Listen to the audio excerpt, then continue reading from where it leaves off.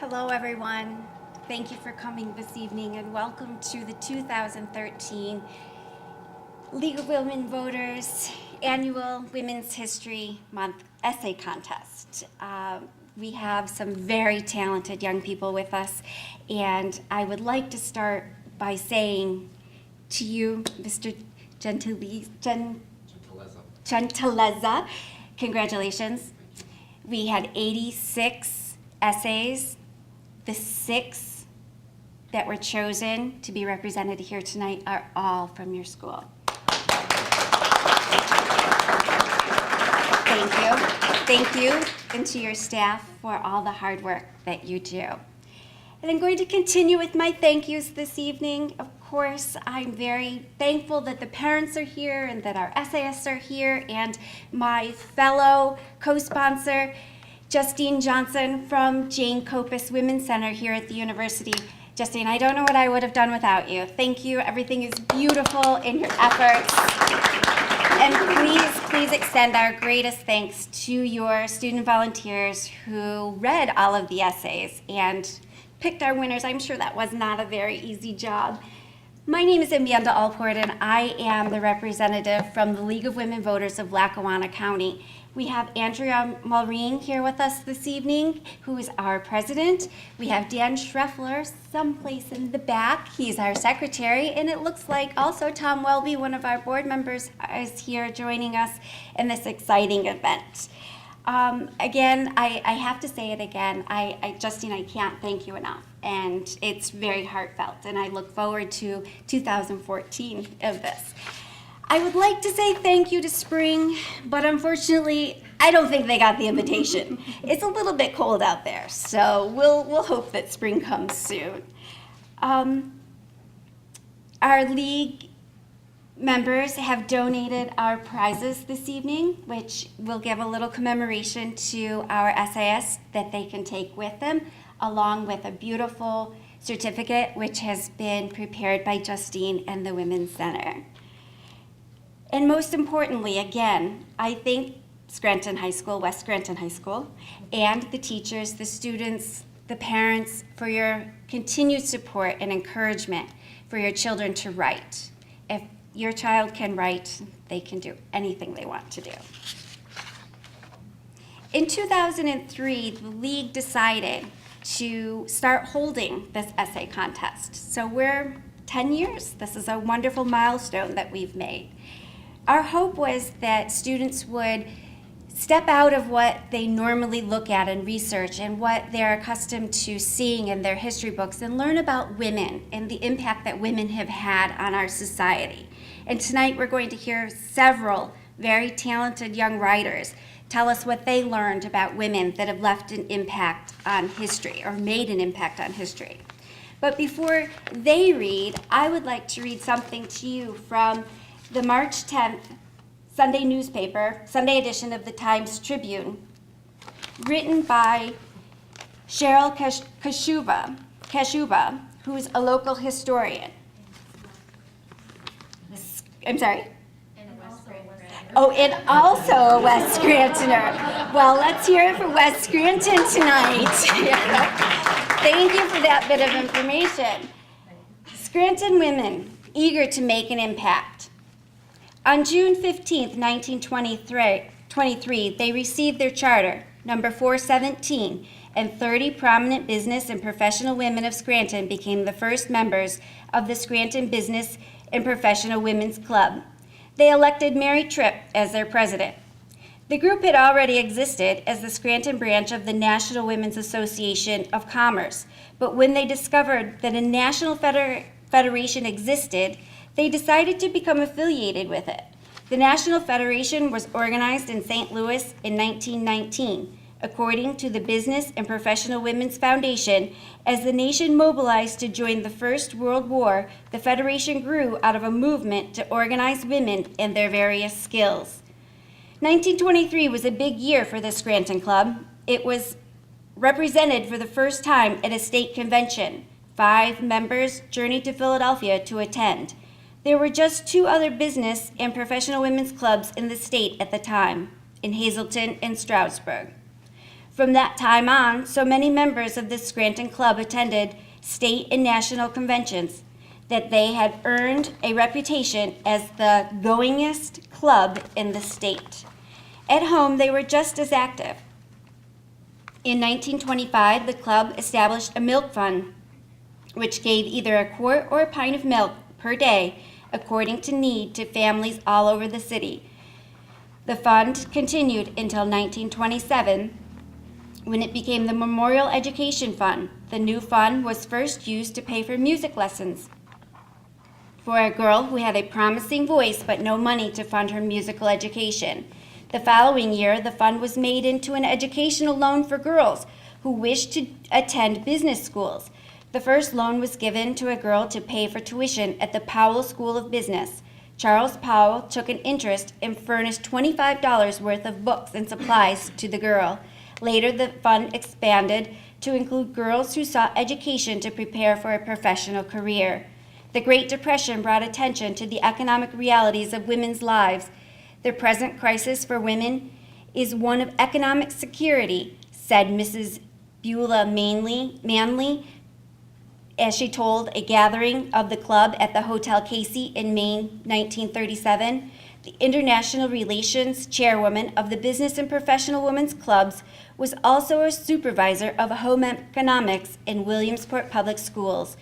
The status of women had reached its apex during the war, she explained, but it had decreased legally, economically, and politically since then.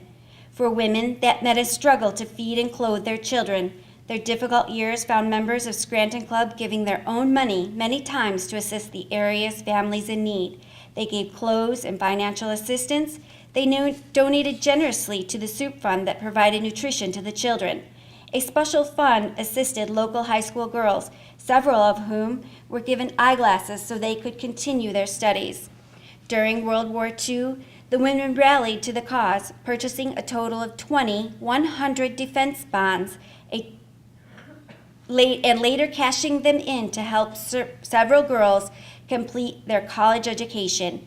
In 1943, at the 20th anniversary celebration of the club, guest speaker Mrs. Harold Case said that in the past, women's contributions were made without benefit of spotlight and were discredited by men as being secondary importance. But all that was changing. Women could now accomplish anything they wished to accomplish. Mrs. Case declared, "Woman is taking a more prominent place of responsibility than she has ever known or dreamed about before," she said, and the Business and Professional Club were there to help make it happen. I think that this is what we're talking about, women in history making an impact right here in Scranton. And now for the winners. But before I can announce the winners, I have a small statement on behalf of the League of Women Voters that I must read. It's our little housekeeping statement. If you will be with me, bear with me.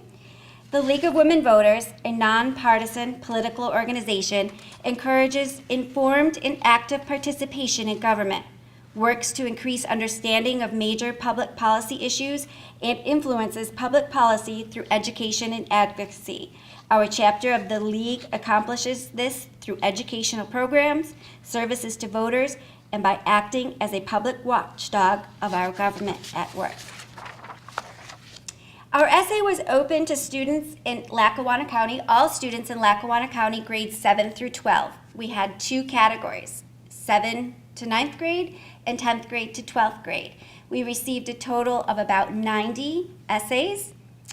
And as I said, our 6 winners are here from West Scranton. And thanks to the power of email, there were 2 themes this year for this year's contest: women's education, women's empowerment, recognizing the pioneer leadership of women and their impact on the diverse areas of education, and women inspiring innovation through imagination, celebrating women in science, technology, and engineering and mathematics. 3 winners were selected in each category, and we will begin this evening's program by hearing from Felicia Seco, and she reads her essay. Felicia, would you like to come?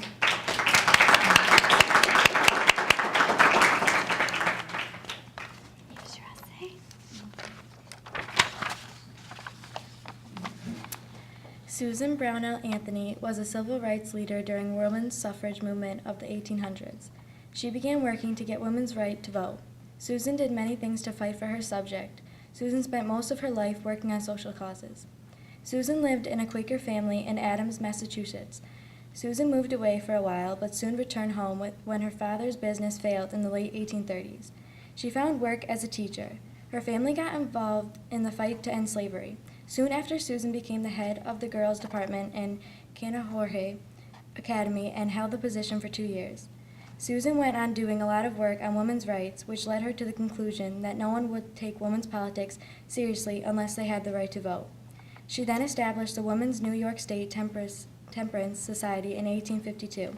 Susan set up petitions for women's rights to own property and to vote. Susan then began, after the Civil War, to focus more on women's rights. In this time, she created a weekly publication called The Revolution in 1868. In 1869, she founded the National Women's Suffrage Association. She gave many speeches around the world on women's rights to vote. In 1872, she voted illegally on the presidential election. She was then arrested and fined $100, which she never paid.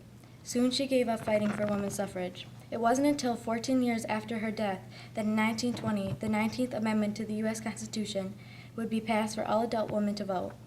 This was then called the Anthony Amendment in her honor. Susan B. Anthony fought hard for women's rights, and I feel she is the best example of women's empowerment. I picked Miss Anthony because she really fought hard for women's rights and risked life in prison and her own life in general for us women. For me, being a woman, I feel it touches me more because I know what it is like being a woman and being thought of as underdogs. Susan made me believe that women have the capability to do anything. Because of these reasons, I feel Susan was the best choice for someone who exhibits some women's empowerment. So thank you, Susan B. Anthony, for making me believe that women could do anything men can do and more.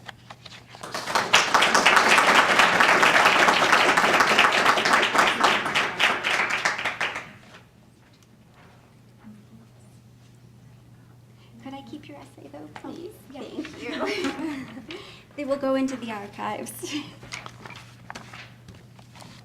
Thank you, Felicia. Our second place winner in this category of 7th to 9th grade goes to Alexa Anzulowicz. Alexa, would you like to read your essay?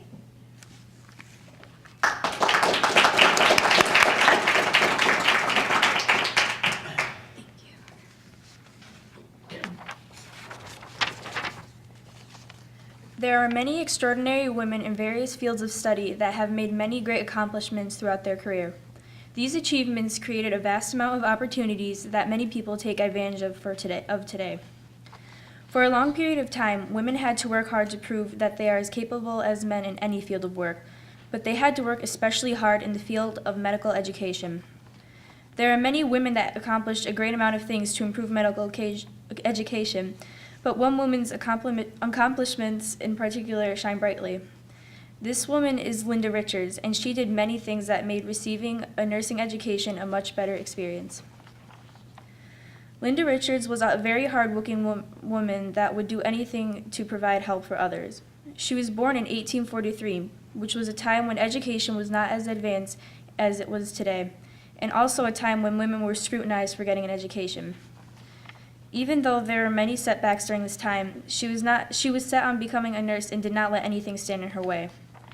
During her time as a nurse, she created a chart for maintaining each individual patient's medical record. This was the first written reporting system used by nurses. This chart is used universally today and is vital to the organization and efficiency in the system. Also, in 1874, Linda began to teach at Boston Training School, and at that time, it became one of the best nursing programs in the country. Not only did she teach, but she also established many nursing schools in and out of the country. In Japan, Linda established the first nurse training program and spent 5 years teaching there. After teaching in Japan, she returned to the United States and continued to establish schools in Massachusetts, Philadelphia, and Michigan. As she began to grow older, she worked with mentally ill patients and established hospitals and training schools in Massachusetts and Michigan. Linda Richards has inspired me to become a nurse. I truly respect everything she has done for medical education, and I aspire to be like her and establish many hospitals and schools in the United States and in foreign countries.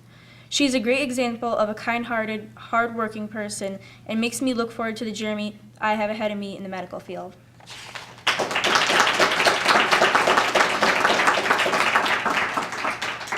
Thank you.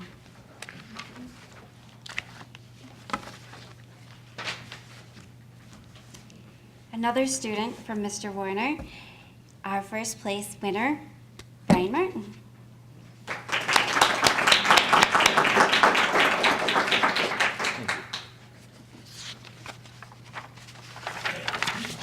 Sadie T.M. Alexander was born on January 2nd, 1898, in Philadelphia, Pennsylvania.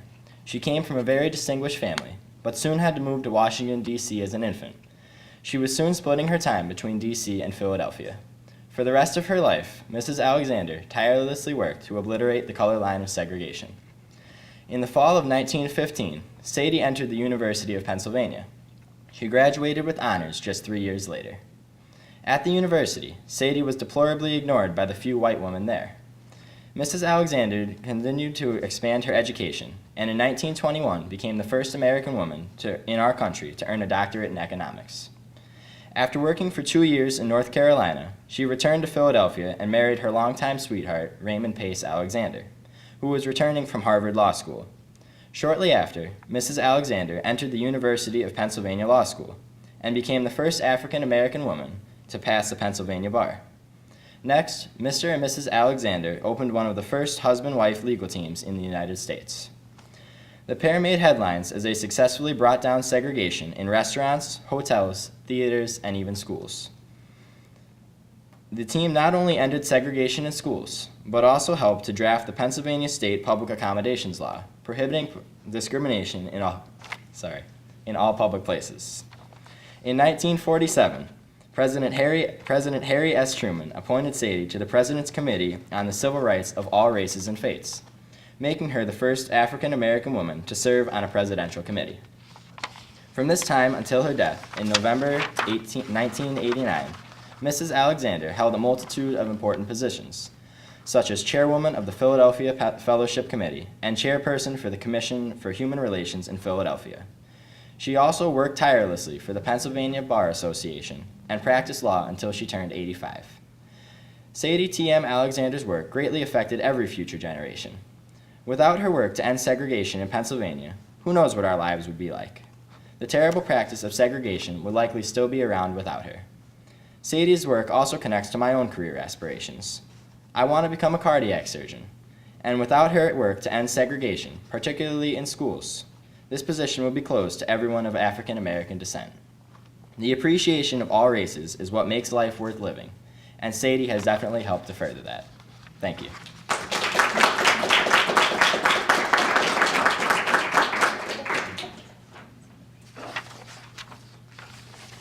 Again, congratulations.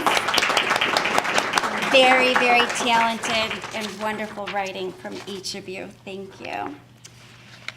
For our second age group of 10th to 12th grade, we have Kimberly Graham, who I understand is not feeling well, right? Kim's not here with us this evening, so she will not be here to accept her award. But Mr. Warner, I'm sure that we could send it with you. Would you like to read her essay?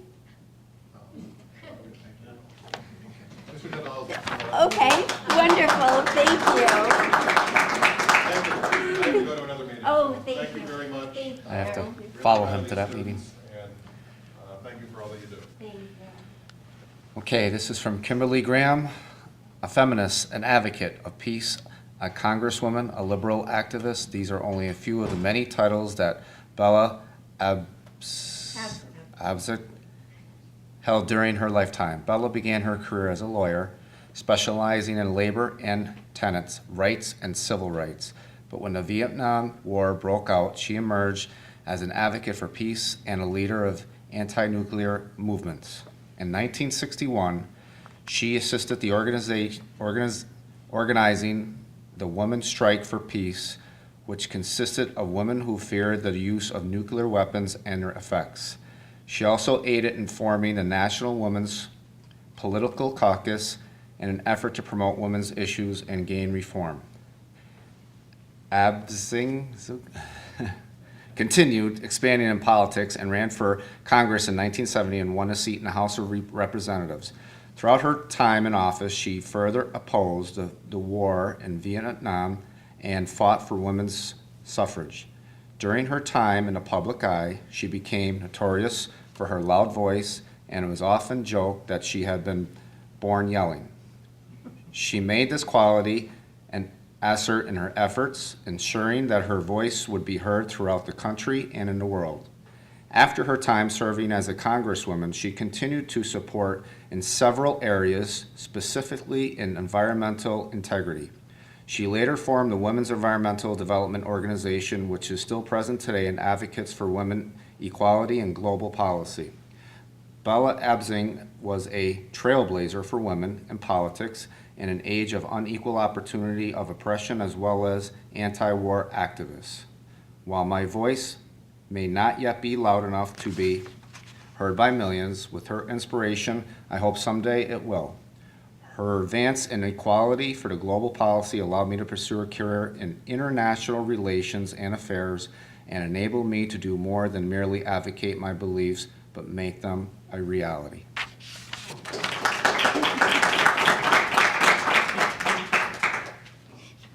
Could I keep her essay though, please? Thank you very much. Thank you. Our second place winner in this category is Jessica Pirowick. Jessica, would you like to read your essay?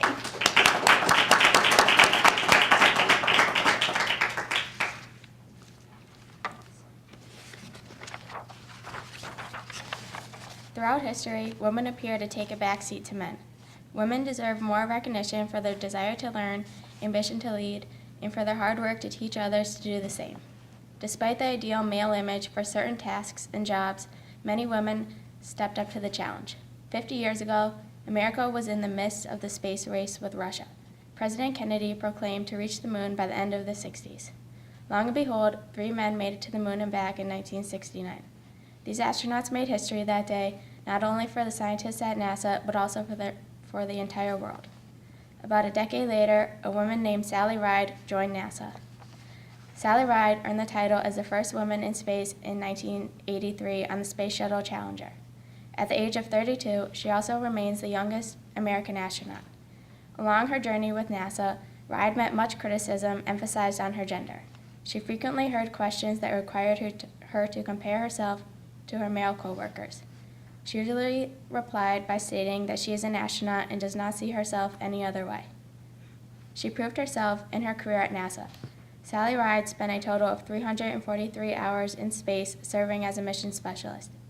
Ride was not just an astronaut for NASA. She also worked on several other projects, including serving as a member of the Presidential Commission, which investigated the Challenger disaster. She wrote a report titled NASA Leadership and America's Future in Space, and also funded NASA's Office of Exploration. In the first grade, we learned about the planets and stars, and that was when I decided that I wanted to be an astronaut when I grew up. Later, I heard about those 3 brave men that took the ultimate journey to the moon. However, another name inspired me just a little bit more. Sally Ride opened the doors for everyone, including me, to achieve their dreams. She fought through the criticism and found herself one day looking out at the most humbling view. A green and blue sphere called home, floating in space. With her ambition to achieve her dreams, Sally Ride did not allow an obstacle to be her gender. Another inspiring aspect of Sally Ride's career takes place away from the spacesuit and in the classroom. Sally Ride became a professor of physics at the University of California, San Diego, and was director of the University of California Space Institute. Her presence as a female professor of physics exists as an inspiration in itself, not only to her students, but also to all women interested in math, science, and technology. In 2001, Dr. Ride founded Sally Ride Science, a company designed to do just that. This company provides programs and publications for young women and girls who are interested in science, math, and technology, which fulfilled Sally Ride's aspirations to encourage young women to reach their dreams.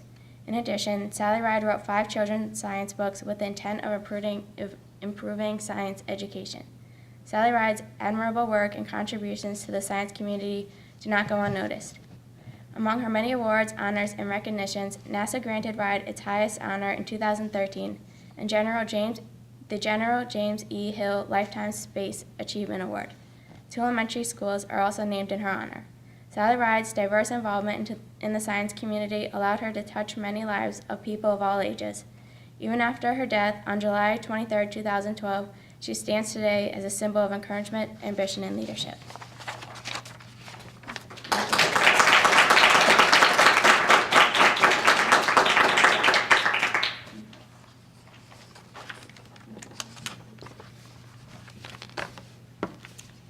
Our first place award goes to Kara Anzulowicz, also from West Granton, and her teacher is Mr. Evans. Is Mr. Evans here with us this evening? No, he's not. Kara, would you like to read your essay?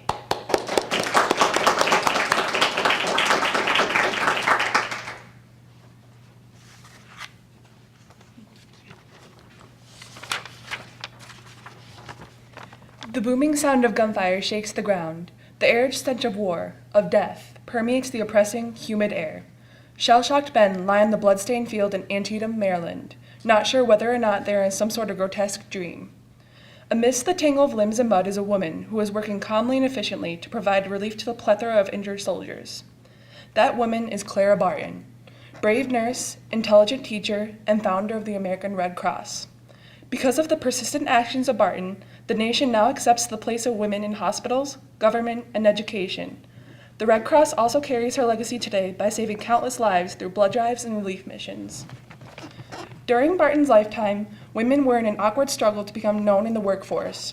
She begins to crumble the wall keeping her from her dreams starting at the age of 17, when she becomes one of the first few female teachers. In fact, she goes on to found her own school and also opens a free school. However, a man is chosen over her to head that school, so she leaves, exasperated, for Washington, D.C., and becomes the first woman to attain a substantial clerkship in the federal government. Barton's persistence continues when she selflessly risks her own life to aid injured Union soldiers during the Civil War. At first, military officials refuse to offer her assistance, or outright refuse her services. Clara does not let that deter her, so she carries on. Soon enough, the military begins to offer her help on the fields and dubs her the Angel of the Battlefield. Through Barton's actions, other women gained the ability to explore new careers.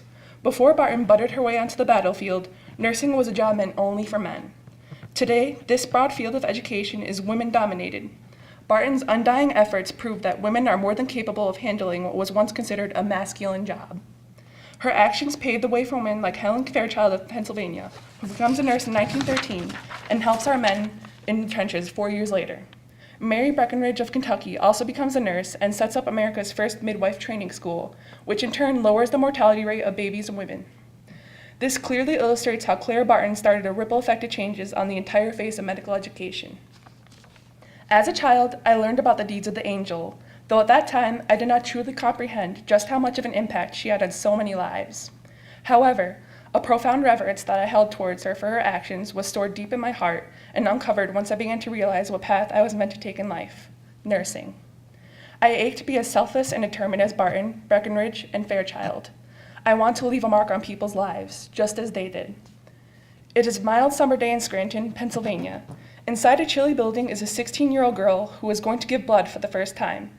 Her face is determined, and a hint of a peaceful smile tugs at her lips, even as the needle is sucking the life-bearing blood from her body.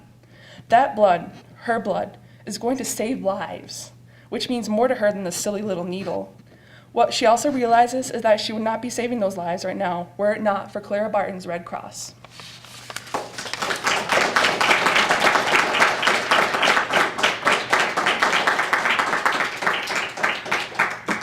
Thank you.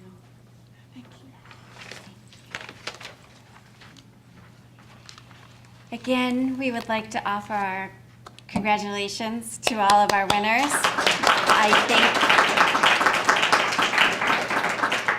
I think that the essays we heard here tonight were very touching and very inspiring, and it's wonderful that each of you were able to connect to your woman and the impact that she has left on our society. We would like to take some pictures of the essay contest winners. So if you would like to come up, we have beautiful refreshments in the back. Please stay and enjoy a little bit of conversation. We would also like to thank Mr. Martinelli for joining us this evening in this wonderful show of North Scranton. Mr. Martinelli is a school director for our school district.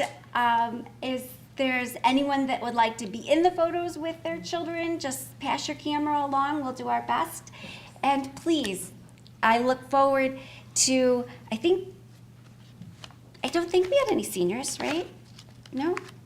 So one senior? Okay. Well, I look forward to reading 5 more essays from you again next year. Thank you very much, everyone. I want to thank the League of Women Voters for giving us this opportunity. This is an example of what we produce here at West Scranton High School. Very proud of them all. Thank you. Thank you.